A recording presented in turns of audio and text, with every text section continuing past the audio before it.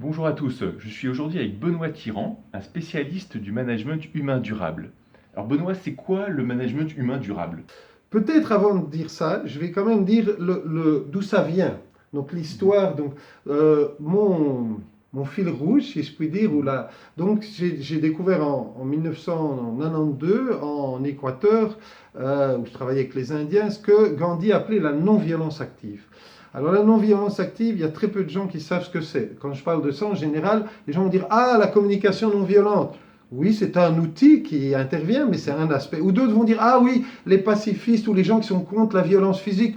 Oui, c'est aussi un des aspects, mais c'est très limité. Je vais élargir maintenant et vous dire, qu'est-ce qui se passe? Dès qu'on est en insécurité, or, dès qu'il y a de la violence, par définition, on est en insécurité. La violence, c'est tout ce qui détruit, blesse, diminue la personne, et donc la relation, et donc les projets, les groupes, les mots. Eh bien, dès qu'on est en insécurité, on sait aujourd'hui que c'est notre cerveau reptilien qui prend le contrôle. Le cerveau reptilien est très entraîné depuis des millions d'années. On a ça en commun avec les animaux aussi et tout. Et il a 3 réactions automatiques, pas une de plus quand on est en insécurité. C'est en anglais les 3 F. Fight, flight, freeze. Donc fight, j'attaque. Flight et freeze, donc je m'enfuis ou je suis paralysé, je ne bouge pas.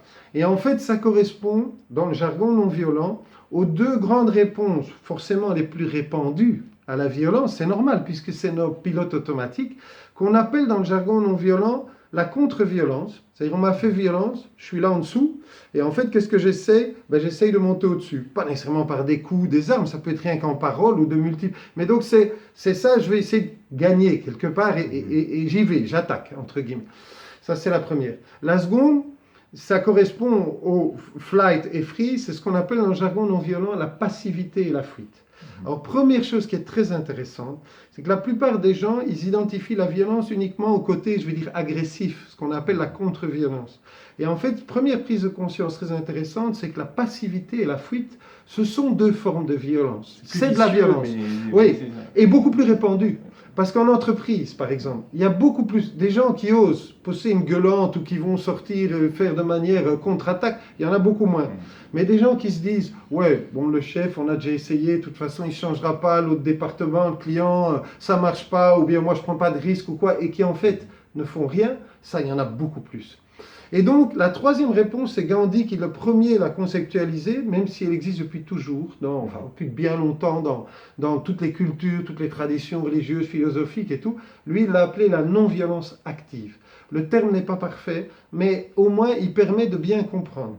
Pourquoi? La première partie, non-violence, c'est effectivement dire non à la partie agressive. La partie contre-attaque, ce que j'ai appelé la contre-violence. Et la deuxième partie active, c'est dire non à la partie passivité et fuite. Et c'est de dire, cette troisième voie qui est là, eh bien c'est de chercher quelque chose de constructif. Je vous ai dit que la violence, ça détruit toujours. Et donc les 2 voies très majoritaires dans l'histoire de l'humanité, contre-violence et passivité, eh bien ce sont des voies qui ne sont pas durables. Parce qu'en fait, d'une certaine façon, elles détruisent la personne ou les relations.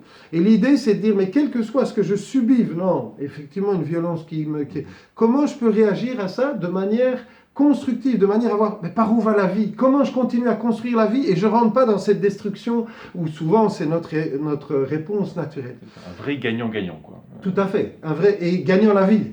Pas seulement gagnant, toi, moi, et la vie gagne. Tu vois, nous 2, on gagne et la vie gagne. Et donc, du coup, l'entreprise dans laquelle on est, c'est au-delà de nous. Okay. Et donc, qu'est-ce qui se passe?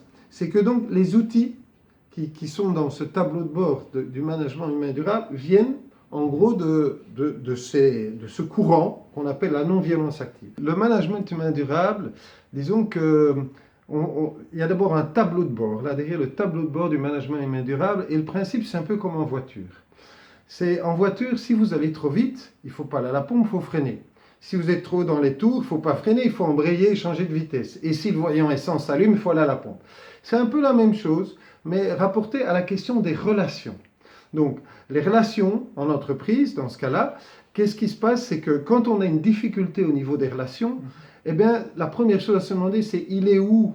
La difficulté, elle est à quel niveau? Et donc, nous, on s'est demandé, c'est très complexe la relation, on s'est dit, est-ce qu'il y a des grands indicateurs? 4 indicateurs. Le premier indicateur, c'est le respect du cadre. Deuxième, le respect des personnes. Le troisième, l'adaptation à la situation. Et le quatrième, c'est vision, mission et mode de gouvernance. Ok. Alors je vais commencer par le deuxième. Le respect des personnes, c'est justement apprendre à repérer comment la relation se ferme et s'ouvre, où commence la violence, comment je construis des murs, ou bien comment je peux les faire basculer quand je les ai construits et construire des ponts avec les autres. C'est aussi toute la question de la posture, comment je me place au-dessus, mode majeur, là au-dessus, ou je reste en dessous, je m'écrase, mode mineur, ou comment je vis en équivalence avec les autres. Donc toutes ces questions-là, c'est respect des personnes. D'accord. Et donc c'est pas seulement la relation, m'occuper de l'autre, c'est m'occuper de cette relation. C'est pas moi, l'autre et ensemble, Oui. comment on Et interagit. moi. Et donc dans la relation, il y a trois parties. Il y a moi, il y a l'autre, et il y a la relation entre nous. Exactement. Et c'est vraiment, je n'ai pas d'influence sur l'autre, je n'ai pas télécommande, mais je peux, sur moi, faire quelque chose, et sur la relation. Okay. Donc ça... Respect des personnes, c'est là-dedans qu'est entre autres la communication non violente, ok, dans cette colonne-là. Mais ça, c'est complètement insuffisant, parce que ça, c'est très efficace dans les conflits de personnes, où en fait, quelque part, quand il y a de l'agressivité ou de la violence qui s'exprime, c'est en fait un cri, c'est une souffrance qui s'exprime. Mais en fait, c'est tout à fait inopérant quand on est dans des conflits de pouvoir. Le conflit de pouvoir, c'est pas une souffrance que l'autre exprime, c'est simplement qu'il veut obtenir quelque chose, il veut passer au-dessus par la force ou par une stratégie ou par... Et à ce moment-là, c'est inopérant. Là, on est là dans la colonne respect du cadre. Parce qu'en fait, le respect du cadre, il y a des personnes qui pensent que certains, mettre un cadre, c'est comme si ce ne serait pas tout à fait humain, c'est comme si c'est imposer des choses aux autres. Non, non. D'abord, le cadre, on peut le fixer ensemble. Et le cadre, c'est ce qui nous permet de vivre ensemble, de jouer dans le même jeu. Je vais prendre un petit exemple. Ce matin, ou n'importe quand vous prenez votre voiture, s'il n'y avait pas de code de la route, vous ne prendriez pas du tout si facilement votre voiture, parce que ce serait hyper risqué.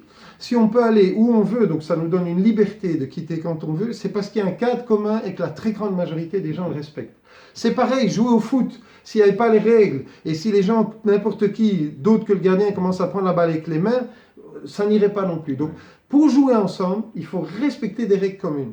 Et donc, toute la question, c'est comment on va les mettre, ces règles, ensemble, et comment on va les faire respecter. Et ce n'est pas la responsabilité seulement du chef, comment c'est la responsabilité de chacun de les faire respecter. Et donc, comment exercer mon autorité de manière non violente. Ce n'est pas que le chef qui a une autorité à exercer, le chef aussi. Ce que tu dis, ça me touche aussi, parce que dans même la relation parentale, évidemment, avec des adolescents par exemple, il y a besoin du cadre. Et voilà, et ça va être l'intérêt de définir ensemble ce cadre pour pouvoir grandir ensemble. Voilà, et donc c'est ce que moi j'appelle les deux pieds, ou les deux jambes du management humain durable. Tantôt je dois mettre la jambe du respect du cadre, tantôt la jambe du respect des personnes, et j'avance, et parfois je suis sur les deux, mais je suis tout le temps en mouvement là-dessus. Okay, et donc là, il y a des outils qui m'y aident, okay, vraiment. Alors, ce que tu dis est très important, c'est que la plupart des gens, je travaille en entreprise, bon, avant je travaillais dans le non-marchand et tout ça, mais en entreprise, les gens me disent, waouh, ce qu'on a fait avec toi, ça nous a super aidé dans l'entreprise, mais tu te rends pas compte dans mon couple ou ma famille. C'est évident, hein, il n'y a pas, quand on a des prises de conscience ou des évolutions à des niveaux aussi essentiels que ça, forcément que ça a des répercussions. On ne peut pas être humain à moitié d'un côté ou de l'autre, on est humain entièrement et les deux ensemble. C'est incontournable. La congruence et l'authenticité, c'est là qu'on a aussi. Voilà, c'est fondamental. Et donc, je reviens, donc, ces deux pieds, ces deux jambes du management humain durable ou de la relation non violente, on pourrait dire, eh bien, c'est fondamental. C'est par là qu'il faut commencer parce qu'on n'est pas conscient de tous ces mécanismes. Et donc, c'est pas qu'on est méchant ou de mauvaise volonté, ça n'a rien à voir, c'est qu'on ne se rend pas compte de ça. Okay, mais malgré tout, même si on est devenu bon dans ces deux trucs-là, il y a des moments, en tout cas c'est mon chemin à moi, c'est pour ça que j'ai découvert au début, il n'y avait qu'un indicateur, c'est le respect des personnes. Et puis j'ai découvert le respect du cadre, et puis plus tard, enfin avec ma femme aussi, on s'est rendu compte, le troisième indicateur, c'est adaptation à la situation, ou à la réalité. Pourquoi? Parce qu'il y a des moments, même si on a bien ces deux pieds-là, on n'y arrive pas. Et par exemple, on n'y arrive pas quand les émotions déboulent. Donc, soit de chez l'autre, soit de chez moi. Si on n'a pas appris l'intelligence émotionnelle, qu'est-ce qu'on fait avec ces émotions? Surtout si elles sont particulièrement fortes. Donc, intelligence émotionnelle. Deuxième cas très important, par exemple, je ne vais pas tout citer, mais deuxième outil, c'est quand on est très différent l'un de l'autre. Et là, on parle de typologie de personnalité. Moi, par exemple, je travaille avec la Process Communication. Là-dedans, nous sommes tous un immeuble de 6 personnalités. On a tous les 6. Et je vais vous prendre un exemple personnel. J'ai été directeur d'une institution. Il se fait que j'ai eu beaucoup de difficultés avec un des directeurs, et lui a eu beaucoup de difficultés avec moi. C'est toujours dans les deux sens. Quand on a difficulté avec quelqu'un, il a d'office difficulté avec nous. On a fait beaucoup d'efforts, il n'y a pas eu de rupture, mais je peux quand même vous dire que quand j'ai décidé, mon mandat se terminait, de ne pas me représenter, j'étais soulagé par rapport à lui, et lui était soulagé que je m'en aille. Bon. Eh bien, si j'avais eu les outils que j'ai maintenant, ça aurait été tout différent. Pourquoi? Parce que si je simplifie, ce qui est ma pente naturelle, c'est-à-dire on appelle ça ma base, c'est-à-dire ce que j'ai développé dans mon enfance pour traverser ce que j'ai eu à vivre. Eh bien, chez lui, c'est ce qu'on appelle sa porte piégée, c'est-à-dire c'est l'étage le plus haut de son immeuble, c'est-à-dire là où il est le moins bon. Okay. Et à l'inverse, ce qui était chez lui sa base, c'est chez moi ma porte piégée. Ça veut dire que chaque fois qu'on est ensemble, quand lui est dans son univers, moi je me sens très mal. C'est comme si lui est chinois, je connais rien à la culture chinoise et on me met en Chine d'un seul coup. Paf. Et puis quand moi je suis dans mon univers, eh ben lui, il est chinois et on le met en Belgique, il connaît rien, il connaît pas la langue, il connaît rien, il est très mal à l'aise. Et quand vous l'avez dit 5 fois à l'autre et que vous avez essayé de faire comprendre, mais que l'autre il change pas, au bout d'un moment on peut dire enfin il fait aucun effort aussi ou ça, et c'est quand même vachement difficile. Mais quand on a les clés qui nous permettent de voir qu'en fait c'est pas la mauvaise volonté, rien à voir, c'est qu'en fait l'autre est très différent. Et comment est-ce qu'il fonctionne l'autre? Et donc comment est-ce que je peux, même si j'ai difficile parce que c'est ce qui est moins développé chez moi, mais comment est-ce que je peux au minimum ne pas juger, essayer de comprendre, essayer de me déplacer dans son monde à lui, enfin bon, tout ça. Vous avez bien fait de vous rencontrer, donc vous avez pu apprendre l'un sur l'autre. Bah, ça c'est fondamental. Et donc, ce qui est clair, c'est qu'après ces 3 indicateurs-là, d'ailleurs ils sont d'une couleur, si vous voyez dans le tableau de bord, c'est plus un travail au niveau personnel, donc développement personnel, et au niveau interpersonnel. Okay. Et puis le 4e indicateur, vous voyez qu'il est un peu d'une autre couleur, un GPS dans un vert plus clair, eh bien celui-là c'est vision, mission et mode de gouvernance et valeurs aussi. Ça c'est quoi? C'est de dire ce changement en moi d'abord et puis dans la relation interpersonnelle, comment est-ce que maintenant on va le mettre dans la façon de fonctionner ensemble? Okay. Donc, et là c'est toute la question de l'intelligence collective. C'est toute la question de comment faire pour prendre des décisions ensemble, pour avoir des réunions qui soient beaucoup plus efficaces ensemble, c'est toute cette question-là. Pour avoir ensemble, est-ce qu'on est clair sur la raison d'être, les valeurs et tout, où est-ce qu'on va? On est sur un bateau ensemble, mais est-ce qu'on est tous bien conscients et qu'on va dans la même direction et de la même façon ensemble? Enfin bon, c'est ces questions-là. Et donc voilà, ça c'est le tableau de bord du management humain durable. Ce qui est très important et qui pour moi en fait vraiment sa force, c'est qu'en fait, nous, on a choisi des outils, on a voulu que ce soit très court la partie, donner les outils, et je dirais conceptuels, et c'est vraiment mettre en pratique. Et en plus, ils sont tous liés entre eux. Il y a chaque fois des liens entre tous ces outils et cette façon d'aborder. Et donc, c'est pas du tout des cases ou séparées, c'est vraiment, ça se complète et ça vient s'enrichir l'un l'autre. Et les sessions, c'est vraiment de la mise en pratique. Parce qu'en fait, moi, je suis convaincu, d'abord dans ma vie, je l'ai vu, tout ce que je fais, je veux d'abord l'expérimenter. Et ce que j'ai vu, c'est que je peux être conscient de tas de choses, j'ai appris des choses, c'est pas pour autant que ça va changer ce que je suis capable de changer mes comportements, ma façon de faire. Par contre, quand j'ai pu moi-même, dans un cadre sécurisé, par exemple dans une session, essayer quelque chose de nouveau, une façon différente de faire, que j'ai jamais fait, et que là j'ai réussi, et que ça m'a donné de la joie, et que ça m'a donné de la vie, et que j'ai vibré à ça, eh bien je vais pouvoir réessayer dans mon lieu de travail, en commençant par quelque chose de petit, plus sécurisé, quelqu'un à qui je me sens, je ne prends pas trop de risques, pas directement, mais c'est parce que je l'ai déjà fait que je peux le faire.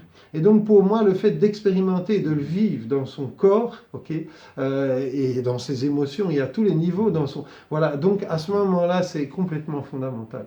Donc voilà, en quelques mots, un survol de ce travail que j'aime beaucoup, qui est passionnant et dans lequel je vois vraiment ce que ça peut débloquer, aider les gens à chercher, c'est ça qui est essentiel. Moi, ma mission de vie, c'est d'aider les personnes et les groupes à déployer la vie. Et mon indicateur, mon KPI, comme on dit dans le monde de l'entreprise, moi, si quand j'ai passé du temps, que ce soit avec une personne ou un groupe, s'il y a plus de vie que quand je suis arrivé, j'ai gagné. C'est ça mon salaire principal. Okay, c'est ça qui fait vraiment que je me dis waouh, là je suis heureux. C'est mon but dans la vie et c'est aussi mon essence, comment on dit. Ta raison d'être, quoi, ouais, c'est sûr. Voilà. Ok, ben voilà. Moi, j'ai rencontré Benoît Tirant. Je voulais vous faire partager cette rencontre parce que je trouve que c'est un homme de valeur et qui a des bonnes convictions et en plus qui sait les exprimer. Donc, ça fait bien plaisir. Voilà. Donc, si vous voulez en savoir plus sur le management humain durable, on va vous mettre les liens sous la vidéo. Donc, n'hésitez pas non plus à donner votre avis là-dessus. Et puis, à bientôt, donc. Merci, Christophe. À bientôt, Benoît.